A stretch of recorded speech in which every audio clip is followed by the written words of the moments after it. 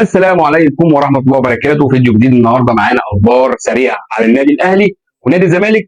يلا نشوف أخبار حصرية 100%. يلا بينا. أول خبر معانا والنادي الأهلي. النادي الأهلي بعت عرض رسمي للمدرب رامون دياز لتدريب النادي الأهلي، وده خبر حصري. وفي برضه بعض الأخبار على الكابتن حسام البدري إن هو يمسك النادي الأهلي. ثاني خبر معانا وهو النادي المصري البورسعيدي يطلب حمزة علاء. هتقول لي حمزة علاء موجود في الاهلي، اقول لك مضى للاهلي 3 سنوات. المصري دلوقتي عايز حمزة علاء، عايز حمزة علاء. فالمصري البورسعيدي بعت عرض رسمي لشراء حمزة علاء من النادي الاهلي. الخبر اللي بعد كده وهو ان احمد شوبير يواجه وكيل اللاعب امام عاشور بعد التصريحات الناريه اللي طلعت من وكيل اللاعب، واللاعب بعيد عن الموضوع تماما. والكابتن محمود الخطيب لما عرف كده اقفل صفحه امام عاشور دلوقتي، لسه قدامه سنتين كمان. الاهلي يرفض تاهيل زيزو الى الخارج.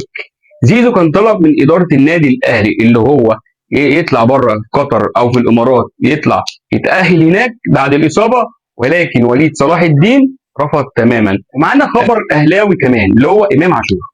الف سلام على امام عاشور. وامام عاشور حاليا خرج من المستشفى وقدامه من 3 اسابيع الى شهر لعودته للملاعب مره اخرى. ونروح بقى من اخبار النادي الاهلي الى اخبار نادي الزمالك. ومحمود حمدي الونش. النهارده محمود حمدي الونش نزل رساله مؤثره جدا لجده اللي توفاه الله، ونقول له البقاء لله. نفس الكلام على الفينا او اللاعب البرازيلي جزيره، اللي هو يوم ماتش الاسماعيلي عرف ان جدته توفت قبل الماتش، ورغم كده اصر ان هو يلعب الماتش، وبعد الماتش بعت لها رساله مؤثره ونقول له البقاء لله. معانا خبر تاني اهلاوي زملكاوي، واكيد انتوا عارفينه او الناس اللي ما تعرفوش فتعرفوا معايا دلوقتي. كاس السوبر المصري هيتلعب في الامارات يوم 4 نوفمبر لحد يوم 9 نوفمبر. طب هتقول لي الزمالك هيلاعب مين؟ هقول لك الزمالك هيلاعب بيراميدز، وسيراميكا كليوباترا هيلاعب النادي الاهلي. ان شاء الله يكون كاس سوبر محترم يليق باسم مصر واسم نادي الزمالك والاهلي والفرق المشاركه زي بيراميدز وسيراميكا.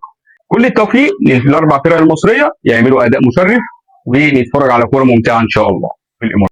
واخر خبر معانا النهارده ويانيك فيريرا. يانيك فيريرا النهارده طلب من لعيبه نادي الزمالك ان هم يبذلوا اقصى جهد تدريبات، وكمان في الموتوشه عايز روح اكتر من كده، وعايز اداء احلى من اللي هو بيلعب بيه، وعايز النتيجه تبقى احسن من كده وافضل من كده. ده كلام يانيك فيريرا. في نهايه الفيديو ما تنساش تعمل بقى المتابعه الجميله وتشارك الفيديو عشان يجيلك كل جديد.